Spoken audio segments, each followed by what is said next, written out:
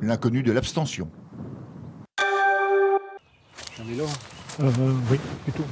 Le balisage des parcours touche à sa fin. Tout doit être prêt pour ce week-end et l'ouverture de la station Collines d'Opale. Seningan espère devenir en quelque sorte la capitale régionale du trail. Nous, on voulait absolument s'engager dans ce type de pratique sportive parce que c'est porteur. On a plus de 2,5 millions de pratiquants dans les courses nature. Donc on s'est dit que c'était un élément à ne pas négliger. À l'automne dernier, la communauté de communes du Pays de l'Imbre a adhéré à un réseau national de stations de trail.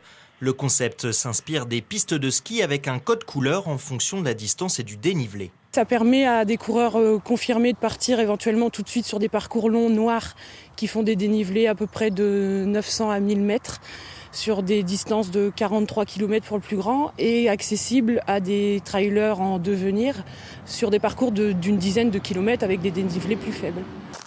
Yannick est passionné de ce type de course à pied depuis 10 ans.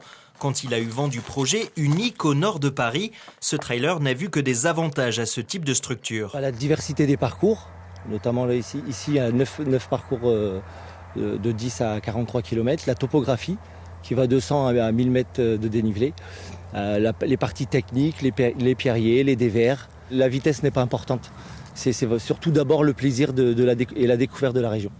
Balisage, élagage, clôture, l'investissement représente 45 000 €, plus 5 000 € de fonctionnement annuel. L'accès au parcours étant gratuit, il s'agit d'un pari audacieux en faveur du tourisme vert et sportif. Voilà, c'est la fin de ce journal. Tout de suite, votre météo suivi des informations nationales. France 3 Côte d'Opale revient dès demain 19h15. Très bonne soirée.